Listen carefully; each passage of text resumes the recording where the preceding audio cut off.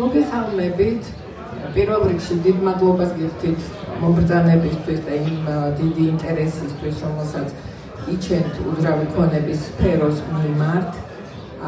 ასევე განსაკუთრებული მადლობა მინდა უთხრა გადავუხადო პროფესორად ექსპო ჯორჯიას გუნდს იმისთვის, რომ ამ რთულ პერიოდში შესძლეს ამ გამოფენის ორგანიზება და ამ ფორუმის ორგანიზება, რა თქმა უნდა. რესანქიკავას მინდა მეულოცო დაბადების დღე ჩვენი გუნდის სახელით, ბროკერების სახელით. ასევე მინდა აღმოჩნდა, რომ დღეს დაბადების დღე ყოფილა სამშენებლო გამოფენის კავკასიის ბილდის 30 წელი შეუსრულდა და კიდევ ბევრი 30 წელი მინდა გისურვოთ, რომ ასე წარმატებულად ახარებდეთ და ახალისებდეთ ჩვენს უძრავი ქონების სფეროს. ჩვენი მხრივ გვპირდებით იმას, რომ საინტერესო დისკუსია შემოგთავაზებთ. ჩვენი პანელის ძირითადი თემა არის უძრავი ქონების გაყიდვების ბაზარი და მომხმარებლის ქცევის ცვლილება.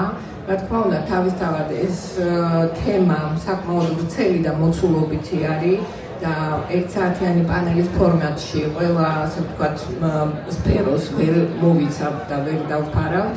ამიტომ გადავწყვიტეთ ესე, რომ პირობითად სამ ნაწილად დავყოთ ძირითადი თემები, რაც თქვენამდე გვინდა რომ მოვიტანოთ და განვიხილოთ ეს თემები უძრავი ქონების საბროკერო ჭრილში. ეს თემები გახლავთ კონკრეტულად გაყიდვების ბაზარი როგორ მუშაობს, მიმდინარე, ასე ვთქვათ, ბაზრის ტენდენციები როგორია. ასევე ძალიან საინტერესო არის როგორ ვითარდება საბროკერო სექტორი და როგორი არის სამომხმარებლო ბაზარი. ასევე ვისაუბრებთ გამოწვევების შესახებ, რომელიც ამ სექტორში არსებობს და იმ მოლოდინების შესახებ, რომელიც ბროკერებს დღევანდელი სიტუაციიდან გამომდინარე აქვთ. პანელისტები გაგაცნოთ უკვე რესანმა და ჩვენი, ასე ვთქვათ,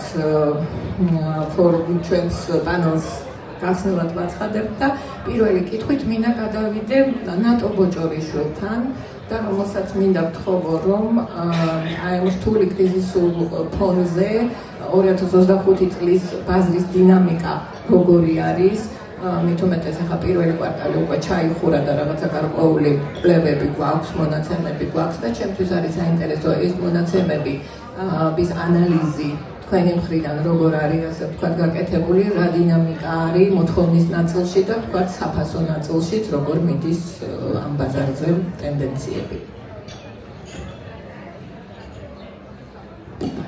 ისმის მოგესალმებით. ძალიან დიდი მადლობა დამსწრეს საზოგადოებას იმისთვის, რომ გამონახეთ დრო. მე მგონი ჩვენი პანელი საკმაოდ საინტერესო გამოვა, იქიდან გამომდინარე, რომ შევეხებით საკმაოდ აქტუალურ საკითხებს. დავიწყოთ ბაზრის, უძრავი ქონების ბაზრის მიმოხილვით.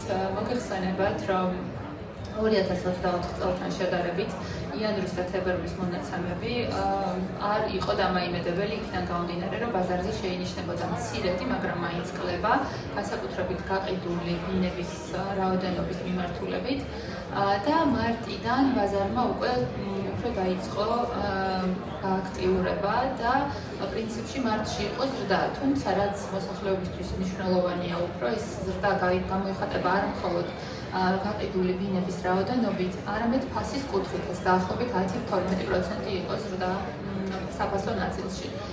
ამას თავისი ახსნა აქვს, მე მოგწდები ძალიან მოკლედ გითხრათ. პირველ რიგში გაზრდილი გაყიდვების მიზეზი ჩემი გადმოსახედიდან რეალურად ანუ ჩვენი ქვეყანა 2024 წლიდან განსაკუთრებით აპრილი-მაისის პერიოდიდან საკმაოდ რთულ, ცოტა ტურბულენტულ მდგომარეობაში აღმოჩნდა, რაც ჩვენი ქვეყნისთვის გარკვეულწილად შეიძლება ისტორიულად ესეთი მიჩვეულები ვართ, მაგრამ საბოლოო ჯამში უძრავი ქონების ბაზარი საკმაოდ მგრძნობიარე ამ მსგავსი ტყეების მიმართ და ამის გამო ამას დაემთხვა რა თქმა უნდა არჩევნების პერიოდიც, რომლის დროსაც ბუნებრივად ეს არ არის მხოლოდ საქართველოს დამახასიათებელი, არამედ ზოგადად მსოფლიო პრაქტიკა ასეთი, რომ როცა ქვეყანაში არის არჩევნები, ეს გარკვეულწილად საინვესტიციო გარემოს მცირედად აჩერებს, იქიდან გამომდინარე, რომ ინვესტორები ელოდებიან არჩევნების შედეგებს და შესაბამისად გააგრძელებენ ან არ გააგრძელებენ ქვეყანასთან თანამშრომლობას ამ ჭრილში. სწორედ ამიტომ წლის მეორე ნახევარშიც არ შეინიშნებოდა ის მოსალოდნელი ზრდა, რასაც ზოგადად ვარაუდობდნენ ექსპერტები. შემდეგ მოგეხსენებათ, რომ წლის ბოლოს დავასრულეთ საკმაოდ აქტიური პოლიტიკური გამოსვლების და მოვლენების ფონზე, რამაც გარკვეულწილად ჩემი აზრით გამოიწვია მოთხოვნის აკუმულირება, რომელიც იანვარი სიმართლე გითხრათ ზოგადად იმდენად არააქტიური თუ არა რომ აქ არ ცდილობდით დიდად გაყიდვების კუთხით ზრდას, მაგრამ უკვე თებერვლიდან და მარტიდან რაღაც მოლოდინები არსებობდა და ამასთან დაერთო ისიც, რომ მსოფლიოშიც ბევრი რაღაც შეიცვალა. ჩვენი ასე ვთქვათ, სიტუაცია არ ჩამორჩება ზოგადად მსოფლიოში მიმდინარე მოვლენებს, აქედან გამომდინარე, გარკვეულწილად ინვესტორებმაც და თვითონ ფიზიკურმა პირებმაც უფრო დაიწყეს გააქტიურება ბაზარზე, რაც რეალურად მარტის თვეში ზრდით გამოიხატებოდა. გადავიდეთ მეორე ნაწილზე, ანუ ეს არის საფასო ნაწილი, იმიტომ რომ ძალიან ხშირად მესმის მე პირადად, რომ არსებობს მოსახლეობისგან რაღაც მოლოდინი, რომ აი თუნდაც პოლიტიკური სიტუაციიდან გამომდინარე, თუნდაც მსოფლიოში მიმდინარე მოვლენებიდან გამომდინარე, არის შანსი, რომ საბაზრო ღირებულება უძრავი ქონების გარკვეულწილად შემცირდეს. ისევ ჩვენ მოსაზრებას გაგიზიარებთ ამ ნაწილში, ეს არ არის ასე ვთქვათ თალსახა შეგვიძლია ამაზე ბევრი ვიმსჯელოთ, რა თქმა უნდა, მაგრამ ჩემი მოსაზრება არის ის, რომ ყველაზე მნიშვნელოვანი კომპონენტები, რაც განსაზღვრავს უძრავი ქონების თვითღირებულებას, საკმაოდ გაზრდილია და ასევე მომავალში სავარაუდოდ გაიზრდება, იმიტომ რომ თებერვლის თვეში იცით, რომ იყო მიღებული კიდევ 2 ახალი დადგენილება მოთხოვნების და რეგულაციების ნაწილში და აქედან გამომდინარე სამომავლოდ სავარაუდოდ თვითღირებულება უძრავი ქონების კიდევ უფრო გაიზრდება. ეს ხდება, რა თქმა უნდა, პირველ რიგში იმის ხარჯზე, რომ მიწა ისედაც ლიმიტირებული რესურსია და ფასები იმატებს მიწაზე, განსაკუთრებით როცა თბილისზე გვაქვს საუბარი და კიდევ უფრო განსაკუთრებით როცა ცენტრალურ უბნებს ვეხებით. შემდეგი კომპონენტები თვითღირებულების, როგორიცაა მუშახელი, სამშენებლო მასალები, ანუ ეს დროთა განმავლობაში მუშახელის არ ვიცი მხოლოდ მიგრაციის გამო თუ არ ვიცი ასე ვთქვათ სხვადასხვა საბაზრო მონაცემების ცვლილების გამო საკმაოდ გაზრდილია. აქედან გამომდინარე რეალურად დეველოპერებისთვის, ანუ დეველოპმენტი ეს არის კომერციული საქმიანობა, არავის არ აქვს იმის მოლოდინი, რომ აქ რაღაცა საფველმოქმედო ნაწილში იქნება წარმოდგენილი რომელიმე დეველოპერი და ფასებს გააიაფებს იმის ხარჯზე, რომ თვითონ შეიმციროს მოგება, ეს ბუნებრივიც არის ეს ასეც უნდა იყოს. ამიტომ სავარაუდოდ ფასების კლება ნამდვილად არ არის მოსალოდნელი.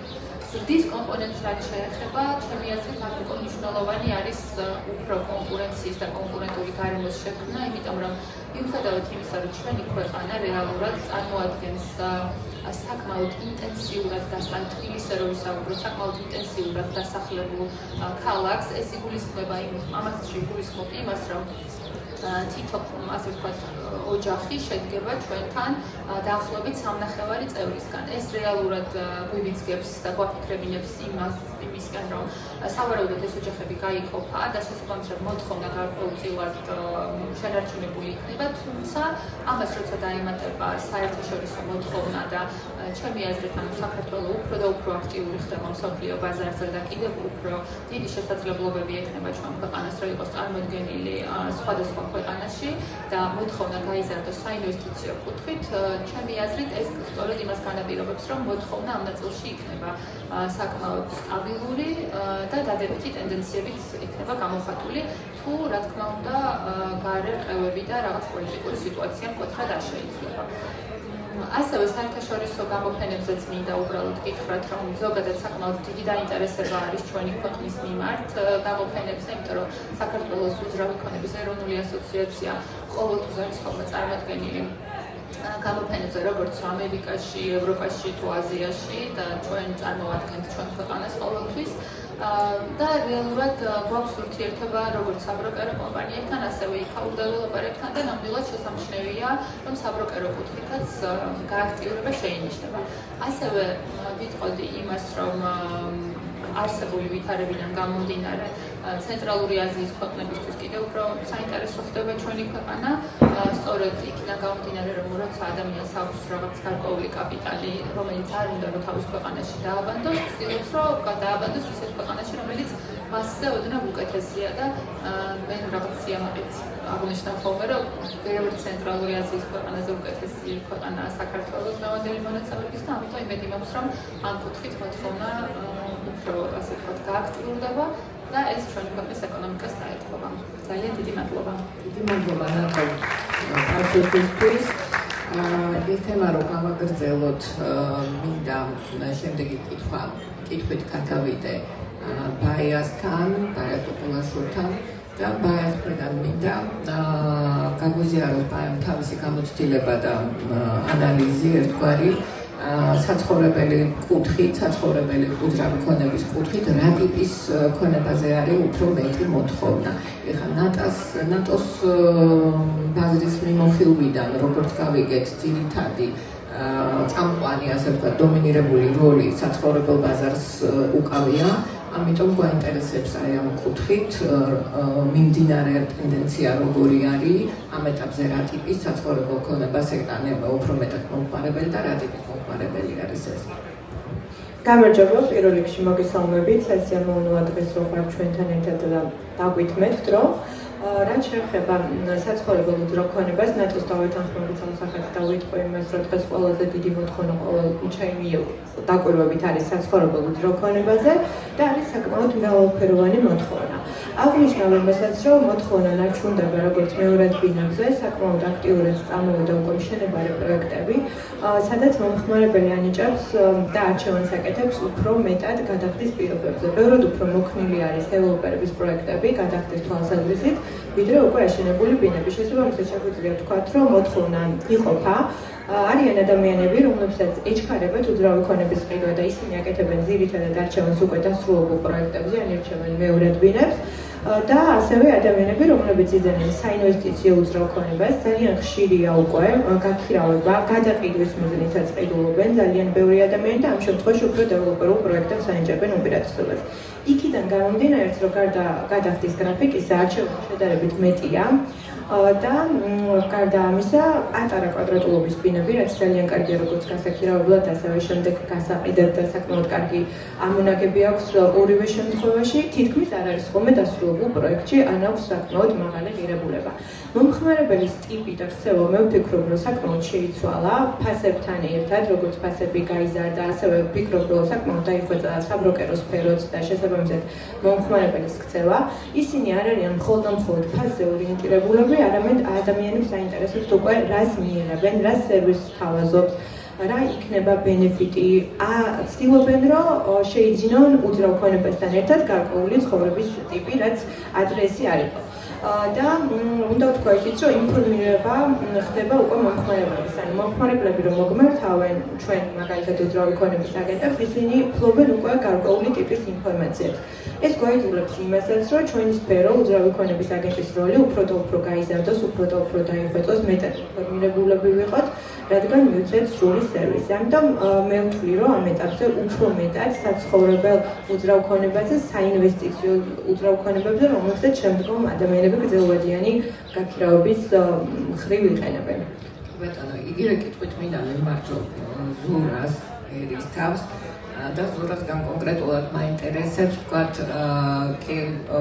ინდივიდუალური საცხოვრებელი სახლების მიმართულებით რა სიტუაცია გვაქვს ბაზარზე, რა დინამიკა არის. რასაც ვთქვათ პოპულარულ ენაზე კერძო სახლებს რომ ვეძახით. მოგესალმებით. კერძო სახლებთან დაკავშირებით განსხვავებით დეველოპერების ქონებისგან ეს ძალიან კონკრეტული შემთხვევაა და ადამიანები ამას როგორც წესი იშენებენ თავისთვის. არის მეორე შემთხვევა, როდესაც ამას აქვს თავიდანვე დანიშნულება როგორც საინვესტიციო ქონება და გაქირავების მიზნით შენდება, თუმცა 90% შემთხვევაში ჩვენს პრაქტიკაში ადამიანები აშენებენ საკუთარ სახლს თავისთვის და მერე მოგმართავენ გასაქირავებლად. ეს ტენდენცია არ მიმაჩნია რომ არის სწორი, იმიტომ რომ ქართული გაგებით აშენებული სახლი ხშირ შემთხვევაში არ შეესაბამება იმ სტანდარტს, რაზეც ჩვენ გვაქვს მუდმივად მოთხოვნა მაგალითად დიპლომატების მხრიდან ან ბიზნესების მხრიდან. იქ არის კონკრეტული სოფლსაჭირო ოთახების რაოდენობის ფართის და ასე შემდეგ. თუ კითხვა იმაში მდგომარეობს ფასები საკუთარ სახლებთან დაკავშირებით როგორ რეაგირებს დღევანდელ სიტუაციაზე, გეტყვით რომ გარკვეული თუ ვლაპარაკობთ პრემიალური კლასის და ჩვენმა წინა პანელისტმა თქვა რომ სუპერ პრემიალური ან პრემიუმ პლუს კატეგორიის სახლები ასეთ შემთხვევაში ძალიან წვალობს, იმიტომ რომ ეს არის რაღაცა ფუფუნების საგნები, ისინი იყიდება და ყიდულობენ მათ არა საინვესტიციო და არამედ საცხოვრებლად და ასეთი გადაწყვეტილებების მიღება, როდესაც რაღაცა პოლიტიკური რისკის საკითხი დგას ან ეკონომიკური რყევებია, ასეთი ტიპის გადაწყვეტილებები ბრკოლდება. როდესაც ვსაუბრობთ 2-3 და 4 მილიონ დოლარზე, რომელიც საკუთარ სახლში უნდა ჩაიდოს, ესეთი გადაწყვეტილებები კონკრეტულად ჩვენ შემთხვევაში რამოდენიმე გაჩერდა, დაპაუზდა, არ ვიცით გაუქმდა თუ ისევ დაუბრუნდება რეალობას. მადლობთ აზურა. ჩვენ უძრავი ქონების ყველა სეგმენტი რომ მოვიცვათ, ამიტომ ჩვენთვის საინტერესო არის კომერციული უძრავი ქონების მიმართულებით ბაზარზე რა დინამიკა შეინიშნება, ამიტომ ვაჟაბენ ბაგეშულს მინავთ ხოლმე რომ ამის შესახებ კომენტარი გააკეთოს და გაგვიზიაროს თავისი გამოცდილება. მადლობა, საინტერესო შეკითხვა, მადლობა ასევე ანალისტებს, სტუმრებს. იმედია ყველასთვის რაღაცა მნიშვნელოვან კითხვებს გაეცემა პასუხი. რაც შეეხება კომერციულ უძრავ ქონებას, ამ ნაწილში როგორც წესი ყოველთვის უძრავი ქონების ბროკერები გავართ ხოლმე გამოწვევის და პრობლემის წინაშე, რაც არის ის, რომ რეალურად ძალიან ლიმიტირებული არის ესეთი ტიპის ფართები. დაახლოებით, არ ვიცი, რამდენი წელი არის, რაც ამ მიმართულებით ვარ, პირადად ჩემი კომპანია ჩართულები ვარ და სულ ვეძებთ და ვცდილობთ ხოლმე რომ რაღაცნაირად დავაკმაყოფილოთ დამკვეთი. ამ ნაწილში თან სულ ვითარდება ასევე ვიტყვი ქართული ბრენდებიც ადგილობრივი, მათ შორის ახლა ჩვენი ძირითადი დამკვეთი არის ხოლმე სააფთიაქო ქსელები, საბანკო სექტორი და იცით რომ საკმაოდ მოთხოვნადი არის და ყველა უბანში ვხედავ ძალიან ბევრი აფთიაქია, ფარმაცევტული სხვადასხვა კომპანიები არის შესული და მოთხოვნა არის საკმაოდ მაღალი, მიწოდების ნაწილში როგორც წესი არის უფრო გვიჭირს ხოლმე. ხო და კარგი იქნება რომ რაღაცა მომავალში ამაზე უფრო მეტად იფიქრონ იგივე დეველოპერებმა რომ ისეთი ფართები შეიქმნას, ისეთი სივრცეები დაიგეგმოს, რაც მეტ შესაძლებლობას მისცემს რომ რატომ ხო და რაც მეტ შესაძლებლობას მისცემს უკვე რაღაცა ჩვენც დაგვეხმარება რომ განავითაროთ ეს სექტორი უფრო მეტად. მე მგონი ეს არის. კი ბატონო, მადლობ ვაჟა. ეხლა მინდა გადავიდე რუსტა ჩაპატაძესთან და მაინტერესებს რა ხდება საოფისე მიმართულებით, კონკრეტულად საოფისე ქირის მიმართულებით და თუ შეიძლება თქვენი. მოგესალმებით კომისარების სტუმრებს. საოფისე მიმართულებით ბოლო პერიოდია განვითარებულია უფრო დავაკონკრეტებ რომ უფრო მეტად მოქნილი სამუშაო სივრცეების მიმართ მოთხოვნა. ასევე მომხმარებელი უკვე ითხოვს მაღალ სტანდარტებს, როგორც მომსახურებაში, ასევე შენობების მიერ თვალსაზრისით. აქედან გამომდინარე, ფასებიც სტაბილურია უფრო მაღალი კლასის ბიზნეს ცენტრებზე და რაც შეეხება გარეუბნებში ან მაღალი კლასის ბიზნეს ცენტრები უფრო მაინც ნავაზება ფასდაკლებებს. ეს ვთქვათ ჩვენი დაკვირვებით. განვითარება მოქნილი სამუშაო სივრცეების კიდევ მომავალში უფრო მაღალი იქნება, იქიდან გამომდინარე, რომ თუნდაც პოლიტიკური მდგომარეობიდან გამომდინარე, ასევე ტექნოლოგიების განვითარების გათვალისწინებით, დიდი კომპანიები ცდილობენ მაინც უფრო მეტად მოქნილი სამუშაო სივრცეები გქონდეთ, რადგან არ იყვნენ მიღებული ძალიან დიდი სივრცეების და რაღაცა ძველადიან ჭრილში. და სწრაფად განვითარების და განზრდის შესაძლებლობა ჰქონდეთ. აქედან გამომდინარე, ტრენდიც ესეთი იქნება, ტენდენცია მომავალში, რომ მაღალი სტანდარტების ბიზნეს კლასები უფრო კარგად იქნება დატვირთული და ვინც უფრო მეტ მოქმედებას შესთავაზებს. მადლობთ. და ამ ბლოკის ბოლო კითხვით მინდა გადავიდე რუსუდან ხაზარაძესთან და უსკასკან მაინტერესებს ასეთი საკითხი, თუ შეიძლება რომ გაგვიკეთოთ შედარებითი ანალიზი, მაგალითად განსხვავდება თუ არა თბილისის უძრავი ქონების ბაზარი რეგიონების, მაგალითად ბათუმის, ბათუმს ვამბობთ, იმიტომ რომ ყველაზე მეტად თქვათ უძრავი ქონების თვალსაზრისით ეს რეგიონი არის განვითარებული აჭარის და მაინტერესებს აი რა შედარებითი ანალიზი შეიძლება გააკეთოთ, რა განსხვავება არის თქვათ თბილისის უძრავ ქონებასა და ბათუმის უძრავ ქონებას შორის და რა ასე ვთქვათ რეგიონები, რომელი რეგიონი არის თქვათ, სადაც შეიძლება რომ რაღაცა მოთხოვნა უფრო ზრდისკენ ფიქსირდებოდეს, ან პირიქით სად ხდება კლება. მოგესალმებით.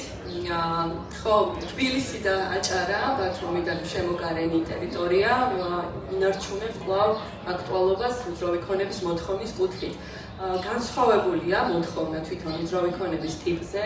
დედაქალაქში ძირითადად მოთხოვნა არის მუდმივ საცხოვრებელ ვთქვათ უძრავ ქონებაზე, ბინებზე და მოთხოვნას უფრო მეტად ვთქვათ მოთხოვნა არის დაბალ და საშუალო ბიუჯეტიან, ესე ვთქვათ, უძრავ ქონებაზე და სწორედ ეს მოთხოვნა განაპირობებს პროექტების ხასიათსაც, ხო, კონცეფციასაც.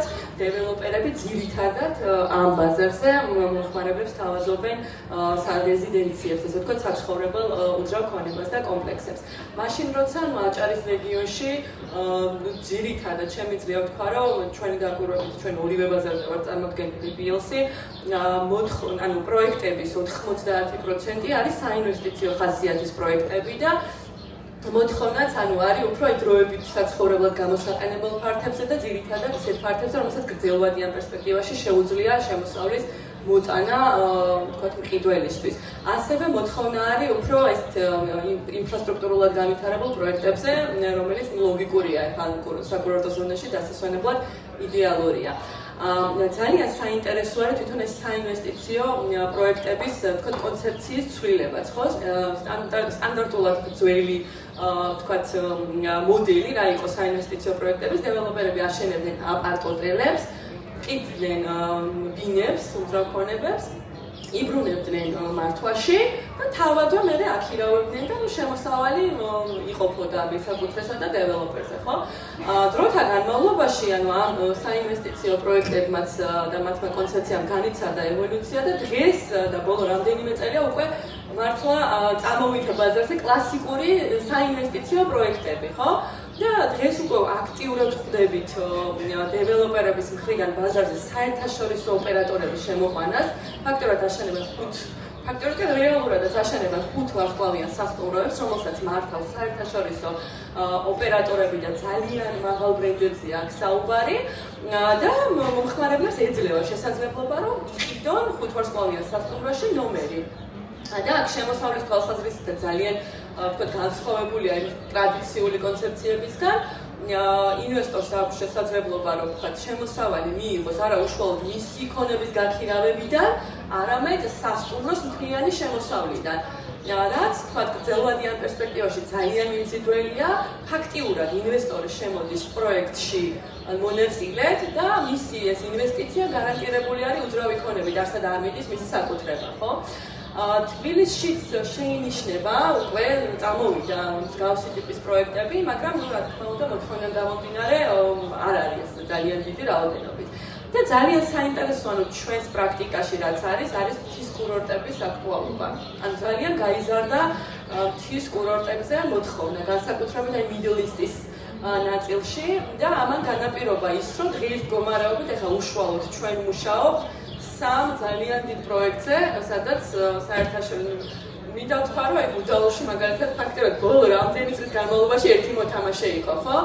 ეხლა უკვე რამდენიმე თვეში დაანონსდება ძალიან მნიშვნელოვანი მოთამაშეების შესვლა და საერთაშორისო ბრენდების შესვლა ამ ბაზარზე, რაც ვფიქრობ, ასევე ძალიან საინტერესო ტენდენცია არის, რა ვიცი, ანუ ეს მადლობა. ჩვენ რეზუმირება რო გავუკეთოთ ახლა ამ პირველ ბლოკს, იმიტომ რომ დასასრულისკენ წავიდა ეს ჩვენი პირველი თემა. ორი სიტყვით რო დავახასიათოთ, თქვათ, აი შემაჯამებელი, რაც თქვათ თქვენი თქვენთან ისაუბრიდან გამოვიტანეთ არის ის, რომ დღევანდელი ბაზარი, მაინც კრიზისული ბაზარი არის და აი ამ კრიზისული ბაზრის ფონზე თვითორგანიზებას და თვითგადარჩენის ინსტინქტი აქვს გამომუშავებული თითქოს ამ ბაზარს და ცდილობს რაღაცა ახალი ესეთი დინამიური ცვლილებების შემოტანას. მეორე საკითხი, რომელზედაც ჩვენ გვინდა საუბარი, ეს არის ძალიან საინტერესო თემა, ეს არის საბროკერო და სამოხმარებლო ბაზრის ტენდენციები.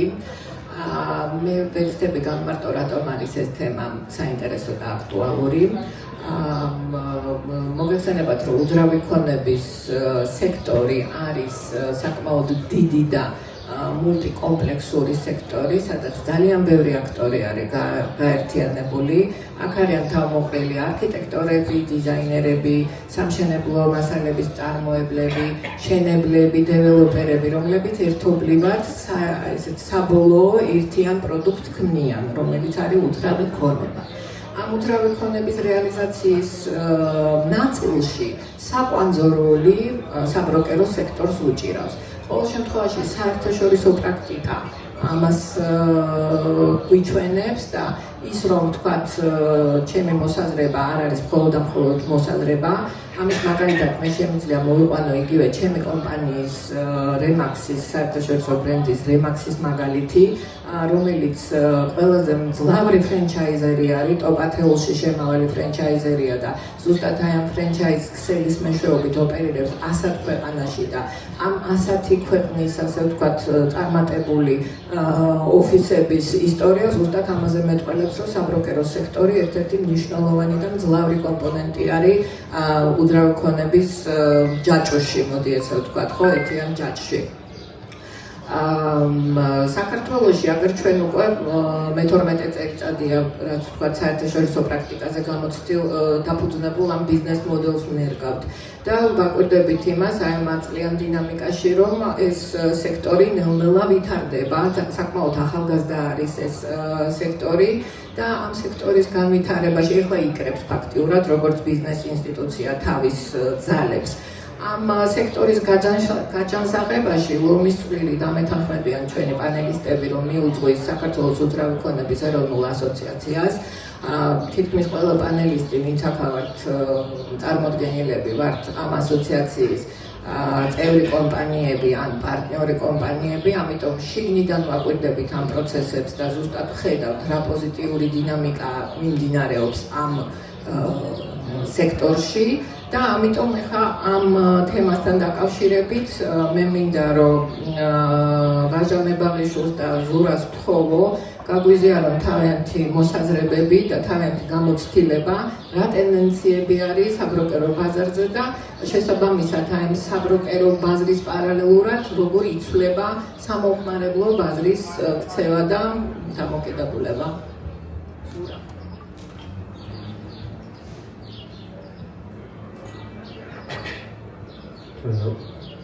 ჩემი კომპანიით მე კომპანიას წარმოვადგენ რენტალს და ერისთავის დეიც. რენტალსი არის 17 წლის. 17 წლის წინ სურათი სულ სხვანაირი იყო და დღეს სულ სხვა სურათს ხედავ. თუმცა როგორც ამბობენ, გასაკეთებელი კიდე ძალიან ბევრია. კითხვა ანუ რეალტორის აგენტის როლი აი ამ გაყიდვების ნაწილში ძალიან სწორია და მადლობა ამ კითხვისთვის. ხშირ შემთხვევაში, როდესაც მე მისაუბრია განსაკუთრებით ადრე ჩემს კოლეგებთან, მათი ორიენტაცია იყო რაღაცა კონკრეტული გარიგების გამოსვლა, ეს იყო თვითმიზანი. მე მიმაჩნია, რომ თვითმიზანი არ უნდა იყოს მაინც და მაინც გარიგების გამოყვანა. თვითმიზანი უნდა იყოს იმ მხარის კმაყოფილება, რომელსაც ჩვენ წარმოვადგენთ.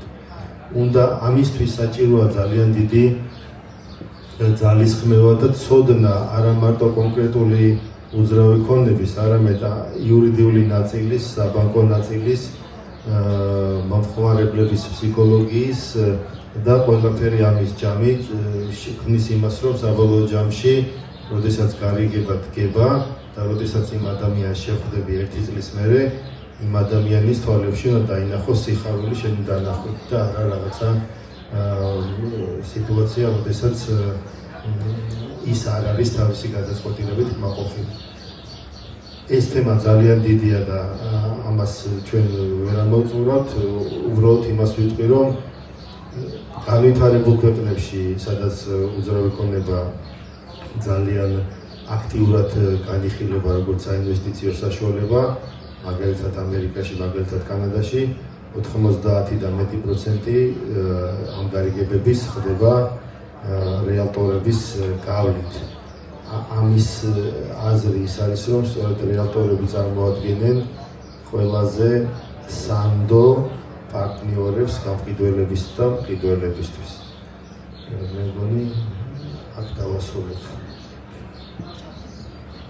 შენი მოსაზრება გითხარი ამ თემასთან და ცოტა დამცინია ხოლმე ამ იმაზე, რას მოგიან რა არისო, რა სიტყვა დატამოდებოძე ამბობს ხოლმე რა გამახსენე. კაი, არ გახსოვს არა უშავს, მოკლედ მე ცოტა წარსულში წავალ და გავიხსენებ უბრალოდ. მემატიანე არა. გვაინტერესებს დინამიკა. ხო, მინდა რომ წარსულში წავიდეთ ცოტა და გავიხსენო ჩვენი ალბათ ყოველს გვახსოვს ჩვენი პირველი მომხმარებელი, ხო, რომელიც ყავდა ჩვენი კარიერის დასაწყისში და ძალიან საინტერესო არის ხოლმე რომ გვახსენდება ის ჩვენი ემოციური მომენტში ის რა როგორ განვითარდა ესა თუ ის ისტორია ამასთან დაკავშირებით და ჩემთვის განსაკუთრებით ემოციურია ეს ნაწილი. რომ გავიხსენოთ ის პირველი დამკვეთები ჩვენი რამდენად განსხვავდებოდა მათი მოთხოვნები, რა ტიპის უძრავ ქონებას ეძებდნენ, რამდენად რთული იყო მათთან მუშაობა თუ პირიქით იოლი იყო მუშაობა და ყავს ახლა მე ზურასავი 17 წელი არ არის რაც ბაზარზე ვარ დაახლოებით ალბათ 13 წელი სრულდება და შესაბამისად ზურამ კიდევ უფრო ალბათ ბევრი ისეთი ისტორია გამოიარა რაც ჩვენ კომპანიას არ ქონია, მაგრამ ძალიან საინტერესო იყო ის პროცესი, თუნდაც დასაწყისში რამდენად მოთხოვნადი იყო მეორადი უძრავი ქონება და რამდენად უფრო მეტად ეძებდა ხოლმე იგივე როგორც ადგილობრივი დამკვეთი, მათ შორის უცხოელიც და გუშინ მაგასთან საუბრისას, როდესაც პანელს ამზადებდა, ზუსტად ეს გავიხსენე, მე მახსოვს ისეთი უცხოელები, რომლებიც ჩამოდიოდნენ იგივე გერმანიდან, ევროპელი დამკვეთები იყვნენ ხოლმე, ფრანგები, რომლებიც ეძებდნენ მეორად უძრავ ქონებაში ულიფტო ესეთი სახლებში ბოლო სართულებზე ბინებს და არ ქონდათ პრობლემა და ჩვენ მაგალითად იგივე ადგილობრივ დამკვეთებს ქონდათ ხოლმე სურვილი ახალ შენობებში შესულიყვნენ და ეს დინამიკაც მეუბნება იცვლებოდა, იმიტომ რომ იზრდებოდა მომხმარებელი ჩვენთან ერთად, ჩვენც როგორც დარგის წარმომადგენლები ვითარდებოდი და მინდა ასევე რაღაც ხაზი გაუსვა იმასაც, რომ ძალიან გარდატეხი როლი ითამაშა ასევე ჩვენი დარგისთვის 2018-ში ჩვენმა პარტნიორობამ და ხელმოწერამ ბოსტონში, რომელსაც ზურაც ესწრებოდა, აქ ნატო არის კიდე მოდებაზე, ვინც ესწრებოდა ამ პროცესს და ჩვენი მაშინდელი აღმასრულებელი დირექტორი მარიამი, როდესაც გავხდით ამერიკის რეალტორთა ასოციაციის ოფიციალური წარმომადგენლობა, პარტნიორები ერთადერთი საქართველოში და ეს ძალიან მნიშვნელოვანი წინსვლა იყო თვითონ დარგისთვის. ასევე ის რომ ევროპის ასოციაციაც დაგვიმეგობრდა და ხედავდნენ ზუსტად ისინიც იმას, რომ ვითარდება ზოგადად უძრავი ქონება რეგიონში და როგორც წესი, ეს სიამაყით მინდა აღნიშნო, საქართველოს ყოველთვის მოწინავე არის ხოლმე ამ კუთხით და ბუნებრივია ხედავს ის უცხოელი მყიდველი თუ ინვესტორი, რამდენად მნიშვნელოვანი არის ისეთ ქვეყანაში ჩადო ეს შენი ინვესტიცია და ფული, რომელსაც რაღაცა ხვალ უფრო მეტი განვითარება ექნება და იმედი მაქვს ეს კურსი გაგრძელდება, მომხმარებელი ნამდვილად იცვლებოდა, ვიცვლებოდი ჩვენს, იზრდებოდა და ჩვენ მათთან ერთად და მგონია რომ ეს პროცესი არის მიდის წინ, პროგრესს განიცდის და ხვალ კიდევ უფრო საინტერესო იქნება მთლიანად უძრავი ქონების ბაზარი ჩვენს ქვეყანაში და უფრო მეტ ახალ შესაძლებლობებს მოიტანს. ასე რომ რა ვიცი, ძალიან იმედიანად უყურებ, ძალიან ისეთი ნოსტალგიით უყურებ ამ ამბავს, რაც ხდებოდა ადრე, რაც ხდება დღეს და ის ახალი კომპანიები, რომლებიც ემატება, მათაც აქვთ ეს мотиваცია და უსურვებთ წარმატებას ყველას. მადლობა. რუსკასთან მინდა ერთი ასეთი კითხვით გადავიდე, იქიდან გამომდინარე, რომ რუსკა იურიდიულ საკითხებშია და კონკრეტულად ამ სამშენებლო, ასე ვთქვათ, მიმართულებას კურირებს, როგორც იურისტი.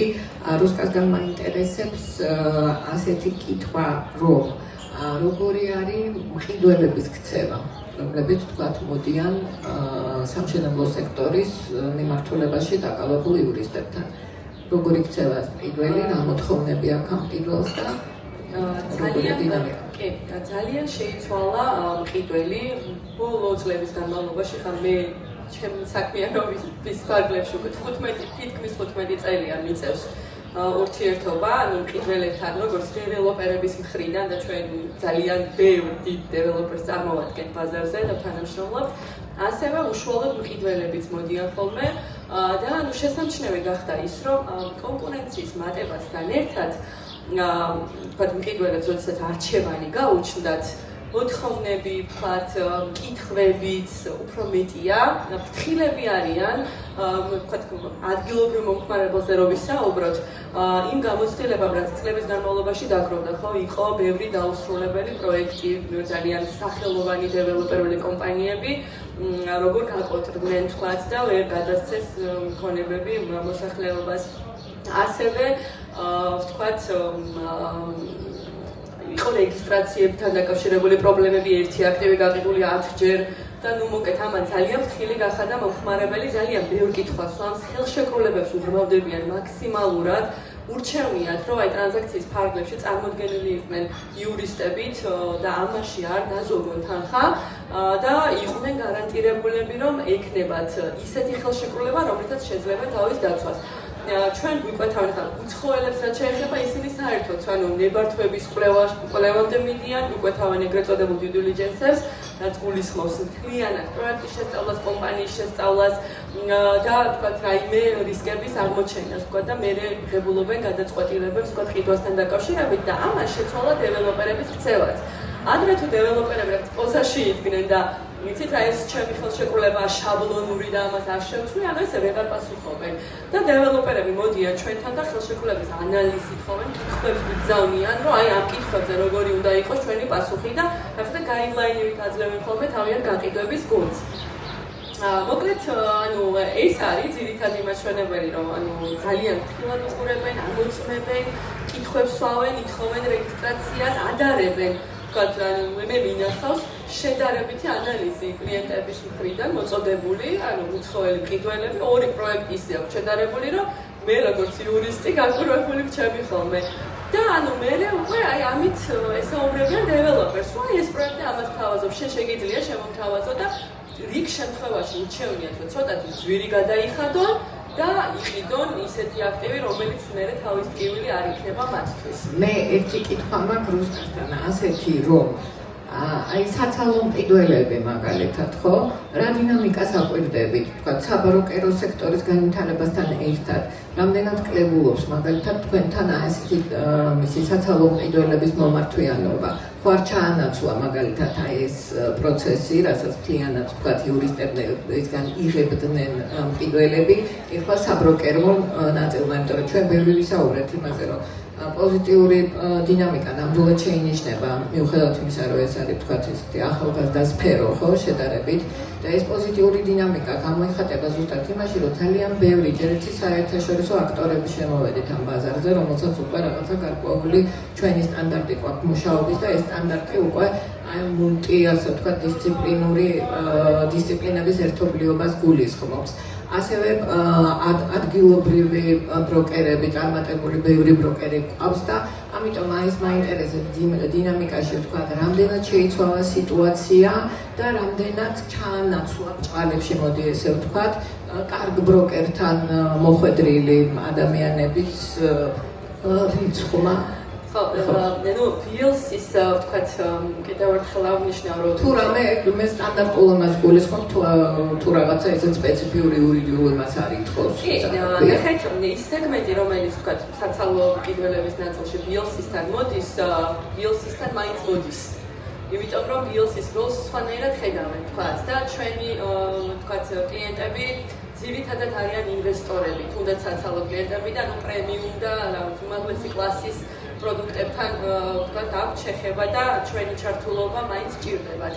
თუმცა კი ჩემს პრაქტიკაშიც და ძალიან ბევრ თქვენგანთან ჩვენ თანამშრომლობთ და როდესაც თქვენ ხართ წარმოდგენილი მეორე მხარეს მიკროფონი თან ჩვენ გვეგზავნება როგორც ასეთი ან იურიდიული ნაწილის გაკეთება საბროკერო. ხო, ნახეთ როგორ არის ხო თქვენთან ერთად ბევრჯერ ვიმუშავია, ძირითად შემთხვევაში ეხლა ზურასთან მაგალითად ზურას მხარესაც ვართ ხოლმე და ეს მუშაობა ორ მაგაცას ამოვნია, იმიტომ რომ პროფესიონალები ხართ თქვენ ამ საქმის და იურიდიულ ნაწილშიც ძალიან ბევრი ნიუანსი იცით გადასარევად და ბაზარზე არსებული იურისტასაც შეიძლება ნაწილს ამით თქვათ რაღაცა აჯობოთ.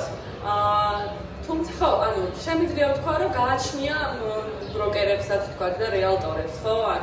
არიან რეალტორები, რომლებისგანაც მედიკერ გამორბიან ჩვენთან და აქაც ნამდვილ განვასხვავებდი.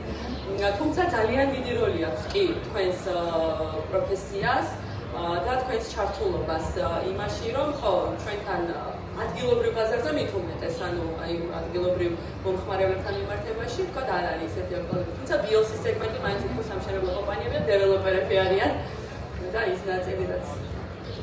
კი ბატონო, ზურას უნდა დამატება. დავამატებ რუსკას ნათქვამს, მე პირიქით ვხედავ ამ კითხვის პასუხს, რომ რაც უფრო მეტად ვითარდება ბაზარი, მით უფრო მეტად საჭირო ხდება რეალტორებისა და იურიდიული კომპანიების თანამშრომლობა. მე პირიქით, როდესაც ჩვენ და ძირითადად ჩვენ პრემიალური კლასის უძრავ ქონებას ვყიდით, როდესაც ადამიანი კიდულობს რამოდენიმე მილიონი დოლარის ქონებას და ის მარტო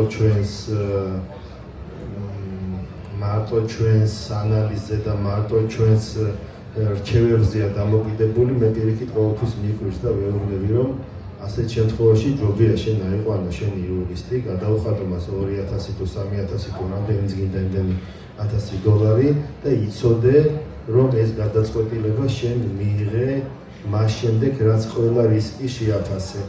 მე კი გეტყვი ყველა რისკს, რაც მე ვიცი, მაგრამ მე შეიძლება ისეთი რაღაცები არ ვიცოდე, რაც იცის რუსკა. ასე რომ ჩვენი გარიგებების 90% რუსკას ცოტა რეკლამა გავუწიოთ და BLC-ს მიდის ისევ BLC-სთან და ყველა მსხვილი და რთული გარიგება უმრავლესობა მათ შორის იხურება იურიდიული ჩართულობით. ყველაზე ისეთი შემთხვევაა ხოლმე, როდესაც მეორე მხარესაც იურისტი ყავს, პირველ მხარესაც იურისტი ყავს, ერთსაც პირადი ბანკირი ყავს, მეორესაც პირადი ბანკირი ყავს და ესეთი დიდი ჯარი ბანკირებისა და იურისტების და ჩვენ შუაში ვართ რეალტორები და რაღაცას ვთქვით, რომ ესეთ, იმიტომ რომ იურისტებს ჩვევიათ 9 ზღუდის აშენება თავისი კლიენტის ინტერესების დასაცავად და როდესაც მეორე მხარესაც იურისტია, იქ კიდე 9 ემატება და ამასობაში ძალიან შორდება ეს მიზანი რეალობას. ამიტომ ჩვენი ფუნქცია ის არის, მე წინა კითხვაზე პასუხის გაგრძელებაც გამომდის, რომ ნავიგაცია მოვახდინოთ ამ პროცესში, როგორც ბანკირების, იქ იპოთეკური დაკრედიტების, იქ იურისტების ჩართულობის და ასე შემდეგ, ჩვენ უნდა გავიყვანოთ სამშვიდობოს ეს პროცესი, ისე რომ ყველა მხარე იყოს ბედნიერი და კვაპავი. დიდი მადლობა. რუსკას მინდა ჩაყვეტაძეს გადავწე სიტყვა და კითხვა მდგომარეობს იმაში, რომ გვაინტერესებს თუ არის განსხვავება ადგილობრივ და საერთაშორისო მომხმარებელს შორის, იმ მომხმარებელს, რომელიც თქვა საოფისე მიმართულებით ქირის ნაწილში მოდის და რა განსხვავება მათ შორის და როგორია მათი ქცევა, ასე ვთქვათ, ქცევის განსხვავებაზე არის საუბარი და რას არის თუ არა კვლავ თქვათ აქტუალური უცხოელების მხრიდან, საერთაშორისო მომხმარებლის მხრიდან მოდი ესე ვთქვათ, საოფისე ქონების ქირაზე მოთხოვნა და რას ითხოვენ ძირითადად ისინი რა ტიპის მომსახურებას ეძებენ თქვენთან. კი ბატონო, მეც ბევრი წელი აქვს სფეროში ვარ, 10 წელზე მეტია საოფისე მმართველობით მუშაობ და სხვათა შორის აგვიდებთ ტენდენციას, რომ ადრე თუ ცხოველებს უფრო გქონდათ რაღაცა მაღალი სტანდარტის ოფისებზე მოთხოვნა, დღეს ქართული კომპანიებიც აქტიურად არიან დაინტერესებულები, რომ გქონდათ კარგი საოფისე გარემო, ასევე მათი თანამშრომლები იყვნენ კარგ გარემოში. და განსხვავება ერთადერთი უცხოური საერთაშორისო კომპანიებზე უცხოურ კლიენტებს განსაზღვრულია ხოლმე წინასწარ ზუსტად რა უნდათ, ბიუჯეტიც განსაზღვრულია ძირითადად. ქართულ კომპანიებთან ცოტა უფრო იწერება ხოლმე მოლაპარაკების პროცესი იქიდან გამომდინარე, უფრო ნაკლებად აქვს რაღაცა კონკრეტული მოთხოვნები ჩამოყალიბებული და ნუ ფასიდან გამომდინარეც უფრო ვთქვათ მაღალ ბიუჯეტიანი რა თქმა უნდა არის უცხოელი მომხმარებელი. თუმცა ჩვენი მიმართულებით, ანუ მე ვმუშაობ მოქმედი სამუშაო სივრცეების სფეროში და ძალიან არის გაზრდილი ბოლო რამდენიმე წელი, რაც პოზიტიურია ჩვენთვის ქართველი მომხმარებლების მოთხოვნილება, რომ მათაც აქვს სურვილი რომ ჰქონდეთ ეს მოქმედი სამუშაო გარემო. ეს ალბათ ბევრი ახალი სტარტაპის შექმნიდან გამომდინარე არის და ასევე მაღალი სტანდარტის ოფისი რომ ჰქონდეთ ეს არის მადლობა. ეს თემაც ეს მეორე ბლოგის თემა, რომელსაც ჩვენ ეს თემაც რომ ესეთი რეზუმირებისკენ წავიყვანო, ნატო ბოჭორიშვილს მინდა ხოლო ასეთი რამ. გამომდინარე იქიდან რომ ნატო არის უძრავი ქონების ეროვნული ასოციაციის პრეზიდენტი, ნატომ მინდა რომ პატარა შემაჯამებელი ანალიზი გააკეთოს ამ საბროკერო სექტორის განვითარების და დინამიკის შესახებ. საბროკერო სექტორზე შემიძლია ვთქვა ის, რომ როგორც კოლეგებმა აღნიშნეს, საკმაოდ დიდი გამოწვევების წინაშე დგას ჩვენი სექტორი. აი ასოციაციის საკუთარ როლიც რო ჩანდეს, ვთქვათ ასოციაცია რას აკეთებს კონკრეტულად იმისთვის, რომ ეს სექტორი იყოს. დავიწყებ იმით, რომ ერთ-ერთი ყველაზე ძირეული სირთულე, რაც აქვს საბროკერო სექტორს, არის თვითონ ვიტყოდი ესე ვთქვათ, ქვეყნის კულტურული მიდგომა თვითონ ბროკერების მიმართ, რაც გარკვეულწილად ასე ვთქვათ, ისტორიული მდგომარეობიდან გამომდინარე, იგივე იქნება ეს იმიჯი თუ ბროკერების ასე ვთქვათ, ისეთი მდგომარეობა, როცა ჩვენ ფიზიკურად არ გვაქვს ამ მიმართულებით განათლების მიღების საშუალება. სწორედ ამიტომ საქართველოს უძრავი ქონების ეროვნული ასოციაცია განსაკუთრებულ კურსს თავაზობს იმ ადამიანებს, რომლებსაც უნდათ დაიწყონ ამ სფეროში მოღვაწეობა, ან თუნდაც უკვე მოღვაწეობენ. ეს ასე ვთქვათ, ამერიკული პრაქტიკა არის და ჩვენ ადგილობრივ ბაზარს მოვარგეთ და არა მხოლოდ მოვარგეთ, არამედ კიდევ უფრო მეტად დახვეწილი გავხადეთ, იმიტომ რომ ახლა ჩვენმა კოლეგებმა რაზეც ისაუბრეს, რეალურად ეს იქნება იურიდიული ნაწილი. რა თქმა უნდა, ბროკერს არ ევალება და მას არ აქვს უფლება, რომ იყოს იურისტი და წარმოადგენდეს იურისტის ასე ვთქვათ გარიგებაში, თუმცა ელემენტარული ცოდნა იმისთვის, რომ სწორად განსაზღვროს, რა ნაწილში ჭირდება იურისტის ჩართულობა ამა თუ იმ საკითხის წარმატებით ჩახურვას, არის კრიტიკული. და სწორედ ჩვენი პროექტი, საქართველოს უძრავი ქონის ეროვნული ასოციაციის საგანმანათლებლო კურსი იძლევა საშუალებას, რომ არა მხოლოდ ასე ვთქვათ, ტექნიკური დეტალები გავიაროთ ამ მიმართულებით, არამედ აბსოლუტურად დაწყებული იურიდიული ნაწილი და საგადასახადო ელემენტებით, რომელიც ასევე მნიშვნელოვანია ამ შემთხვევაში, მივაწოდოთ დაინტერესებულ პირებს ინფორმაცია და რომ ეს კიდევ უფრო მეტად გააქტიურდება მიმდინარე წელს და მომავალ წლებში, ასევე ვცდილობთ სახელმწიფოსთან მოლაპარაკებას, რომ ამას უფრო ოფიციალური და ასე ვთქვათ, რეგულირებადი სახე მიეცეს და დიდი იმედი მაქვს, რომ ამ თვალსაზრისით უკვე მომდევნო შეხვედრაზე, როცა შევიკრიბებით მომავალ წელს, კიდევ უფრო ბევრი გვექნება საქმე. თვითონ სექტორი, ჩემი აზრით, მიუხედავად გამოწვევებისა, ძალიან კარგად ვითარდება და რო შევადაროთ პირობითად 5 წლის წინ როგორი მდგომარეობა იყო და ახლა როგორი მდგომარეობაა, ჩემი აზრით, სწორედ უძრავი ქონების ეროვნული ასოციაციის ძალიან დიდი დამსახურებაა, რომ დღეს 100-ზე მეტი წევრი კომპანია ყავს. ჩამში ვიტყოდი, რომ ალბათ 1000-მდე ბროკერი, ესენი არიან ის ადამიანები, რომლებიც იზიარებენ ასოციაციის ღირებულებებს და საერთაშორისო ამერიკული ეროვნული ასოციაციის რეალტორების მიდგომებს, გვაქვს ეთიკის კოდექსი, რომელიც არეგულირებს ასე ვთქვათ ჩვენ საქმიანობას და ვთვლი, რომ ამ ნაწილში უკვე ერთ ენაზე საუბრობს როგორც მინიმუმ 1000 ბროკერი. და დიდი იმედი მაქვს, რომ მომავალ წლებში ეს რაოდენობა მნიშვნელოვნად გაიზრდება, პლუს განათლებასაც დავამატებს და აქედან გამომდინარე, მე ვთვლი, რომ ძალიან კარგი და ნათელი მომავალი აქვს ამ სექტორში. ძალიან სასიამოვნო არის ამისი მოსმენა. ამით ჩვენის მეორე ბლოკის ჩამხურება დავედით დასწრებულ ნაწილზე. ამ ნაწილში ჩვენ ვისაუბრებთ გამოწვევების შესახებ, რა ტიპის გამოწვევები არის, როგორც ვთქვათ, მთლიანად უძრავი ქონების გამტკიცების მიზანზე, ასევე საბროკერო ნაწილში და ზურას მინდა ვთხოვო გაგვიკეთოთ კომენტარი ამ თემასთან დაკავშირებით. გარდა იმისა, რომ ვთქვათ, გამოწვევები რა არის, უბრალოდ რაში ხედავთ ვთქვათ ამ გამოწვევებიდან, ასე ვთქვათ, მოგვარების საკითხი. ხო, პირველი გამოწვევა ის არის, რასაც ნაწილობრივ უკვე შევეხეთ და ნატომაც ისაუბრა. ჩვენ გვაქვს ასოციაცია, ეს არის პროფესიონალური რეალტორების ასოციაცია, რომელიც დაფუძნებულია გარკვეულ სტანდარტებზე და ეთიკის ნორმებზე. თუმცა არ ვიტყვი, რომ აქაც ყველაფერი ყველაზე კარგად არის, აქაც ბევრი გვაქვს სამუშაო, მაგრამ ამ 100 კომპანიის მიღმა კიდე არის, რა ვიცი, ათასობით სხვა კომპანია, რომელიც არანაირი სტანდარტის ჩარკვაში არ ზის. რა თქმა უნდა, არ გულისხმობ, რომ ყველა ეს კომპანია დაბალი ხარისხის მომსახურებას ეწევა, მაგრამ ძალიან ხშირია ასეთი შემთხვევა, როდესაც არანაირი რაღაცა ჩარჩო ეთიკისა და მომხმარებლების უფლებების მათი მიერ ეს არის ერთი მთავარი პრობლემა.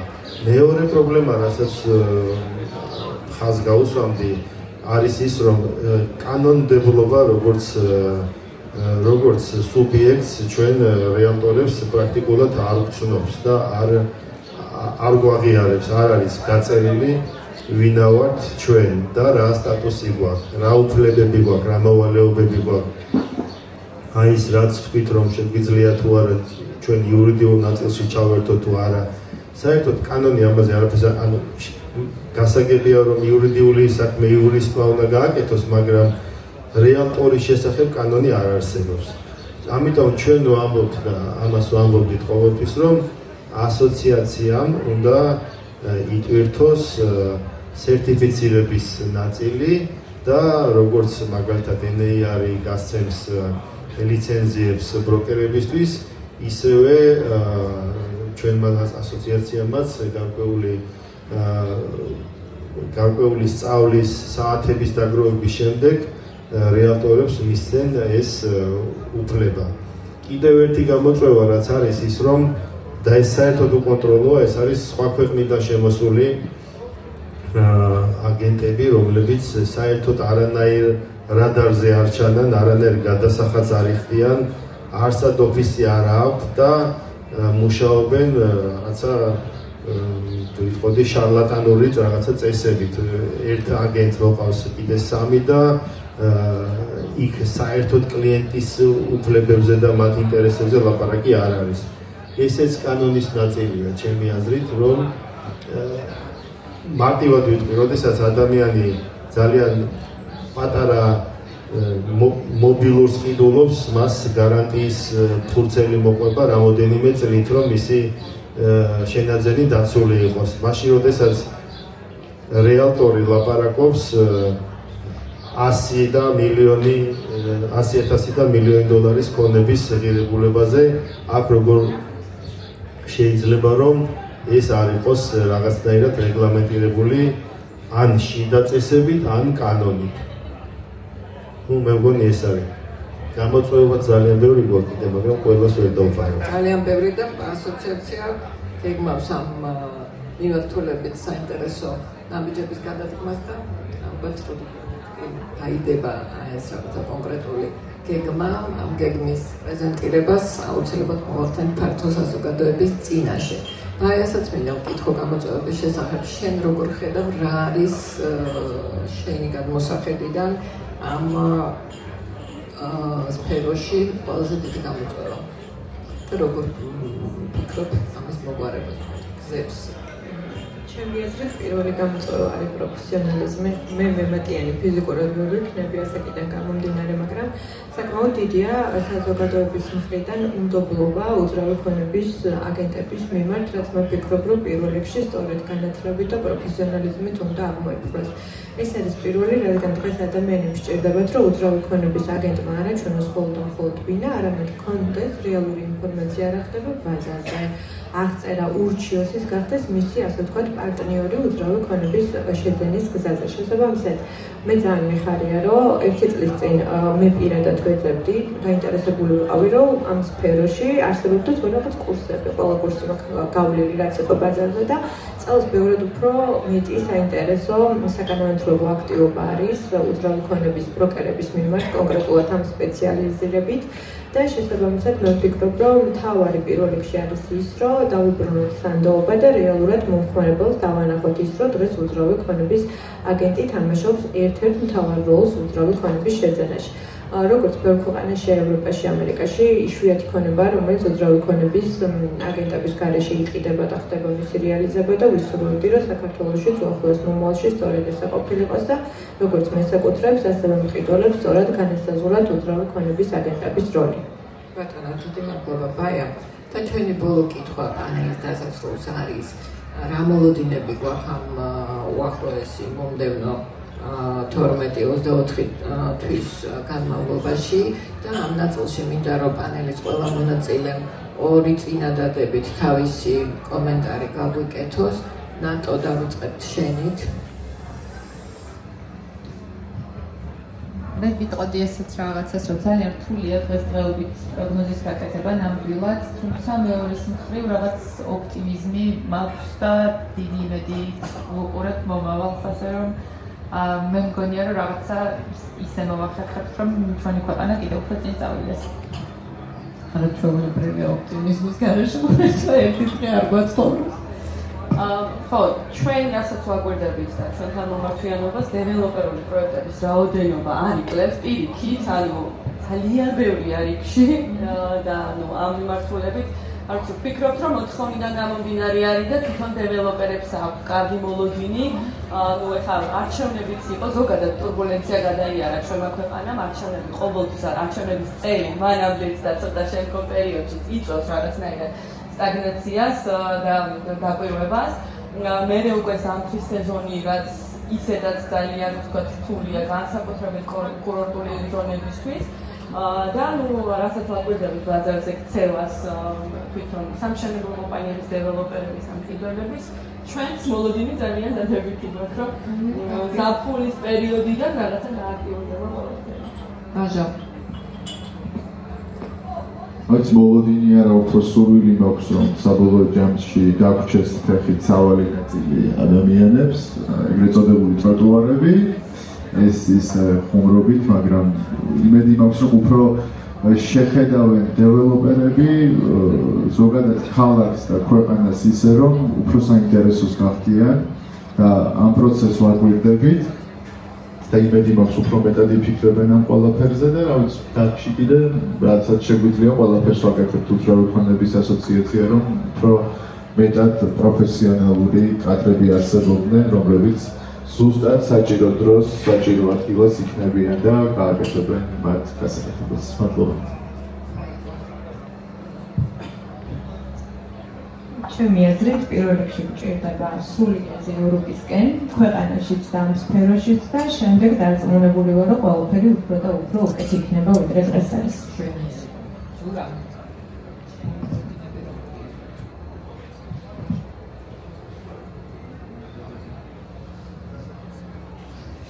მოლოდინები ყოველთვის დამოკიდებულია ისეთ ფაქტორებზე, რომელიც ქვეყანაში ვითარდება და ეხლა არა მარტო ჩვენ ქვეყანაში, სამყაროში ისეთი მოვლენები ვითარდება, რომ კაცმა არ იცის საით მივდივარ. მე ერთადერთი იმას ვიტყვი, რომ რაც ჩვენზეა დამოკიდებული, იმაში მინიმუმ მაინც უნდა ვიყოთ ძლიერები და წელში გამართულები. ანაჩენი ახლა გეოპოლიტიკური რისკები რაც არსებობს და მათ შორის გლობალური გადანაწილების ცდილობები ამას ჩვენ ამ დარბაზში ვერ გადავწყვეტთ. ჩვენ უნდა ვიყოთ იმისთვის მზად, რასაც შემოგთავაზებს ჩვენი გარემო. და რა თქმა უნდა, ევროპაშია ჩვენი ადგილი. ევროპაში ჩვენი ადგილი და მე წარმოგვიდგენს ვარ განწყობილი რომ ერთ დღესაც ჩვენ ამ მიზანს მივაღწევთ, რადგან ჩვენ ეს ჩვენი ისტორიული ნაწილია. რაც შეეხება საოფისე მიმართულებით მოთხოვნა როგორც არის ხარისხიან, უფრო გაიზარდა ხარისხიან საოფისე სივრცეებზე და ესე გაგრძელდება ომის დაბოლოებაც. დიდი მადლობა. ჩვენი პანელის დისკუსია ამით დასასრულს მივუახლოვდა. თუ გვაქვს 5 წუთი შეგვიძლია კარპასში ინტერაქტივის რეჟიმში. კი ბატონო.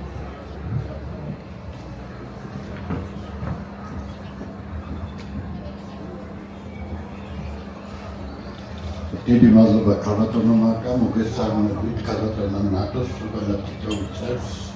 ჩემთვის დიდი პატივია თვითონ შეფოთნა. მე მაქვს რამდენიმე შეკითხვა, რომელიც გამომდინარეობს ისევ იმ საერთაშორისო კითხვებისგან, რომელიც ასამბლეაზე იბადება. რამდენი პროცენტი არის სადავო საკითხების სასამართლოებში შემცირებული დღეს საქართველოში? მადლობა. ზუსტი სტატისტიკა ნამდვილად რა გვაქვს? რა ტიპის დავებს ვისაუბრებთ უძრავქონებასთან დაკავშირებით? გაყიდვა და მე რომ არა პროფესიონალი კომპანიები რო იყო და მოსახლეობას უწევდა სასამართლოებში დავების გაფრთხილება და ესეთი დავები უამრავი იყო. ხეთრად შემიძლია თქვა, რომ ამ მიმართულებით იმდენად თქვა დეველოპერებიც ძალიან ფრთხილად არიან და თვითონ მყიდველებიც, რომ ძალიან შემცირებულია აი წარსულიდან გამომდინარე ბოლო. ანუ მაგრამ ჩვენ არ გვაქვს ინფორმაცია რამდენი პროცენტია, ხო? ჩვენც ესე ვერ გეტყვით, მაგრამ შეიძლება 50% მეტითაც იყო შემცირებული მსგავსი ტიპის დავები, კი, ანუ ძალიან დიდი მადლობა. დიდი მადლობა. მეორე მოთხოვნები ძირითადად როდესაც მოდის კერძო თუ პიროვნებები, კომპანიები უცხოელი რა სიტყვობს ჩვენგან?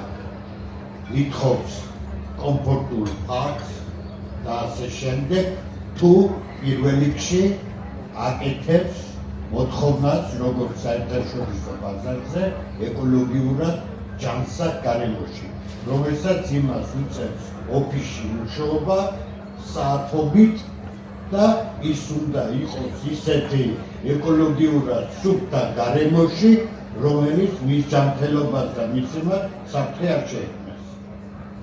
აი ეს მაინტერესებს, არის თუ არა დღეს ჩვენს ბაზარზე აი ესეთი მოთხოვნები თუ ისევე ვართ იმ დონეზე, რომ ქირაო ჩვენ კომფორტისთვის, რომ აი ოფისი გქონდეს და მე იმას არ ვაქცევდე ყურადღებას ამ ეკოლოგიას და ასე შემდეგ. იცით რა, სხვადასხვა ტიპის მოთხოვნები არის გამომდინარე იქიდან, თვითონ მომხმარებელი რა, ასე ვთქვათ, ფსიქოტიპი არის და რა დამოკიდებულება აქვს ზოგადად ვთქვათ გარკვეული მოვლენებისადმი და თუნდაც ეკოლოგიური და ჯანმრთელი ცხოვრების წესისადმი, ხო?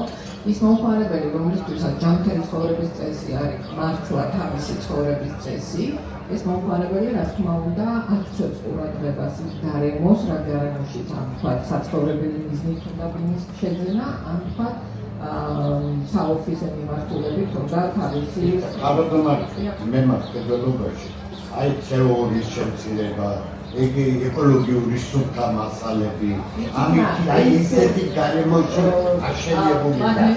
ძალიან კონცენტრირებული რომ ვიყო ძირითადად მეორე ხარისხოვანი არის ეკოლოგია და ხალხობრივი ზურგა. თავარი არის ფასი, ხელმისაწვდომობა, ტერიტორია, ანუ მისადგომობა მარტივი და ასე შემდეგ.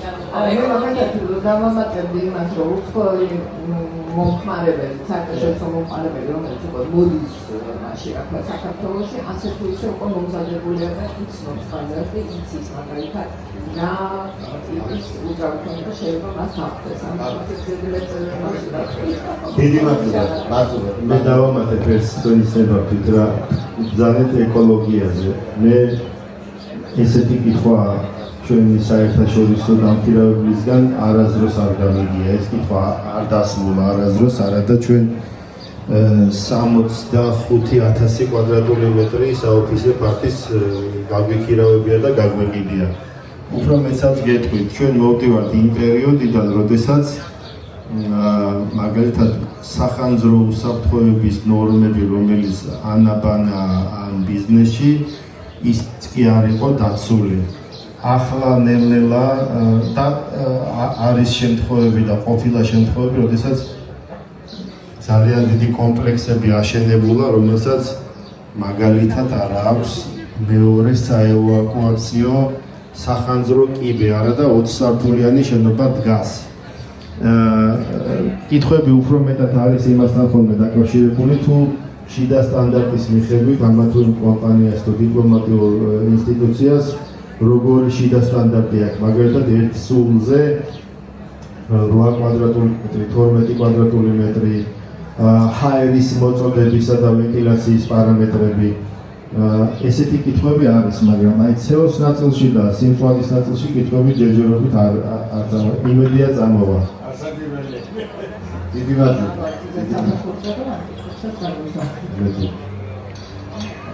დიდი მადლობა, უნდა დავასრულოთ დღევანდელი ჩვენი პანელი. მადლობთ კითხვისთვის და მადლობთ ყურადღებისთვის.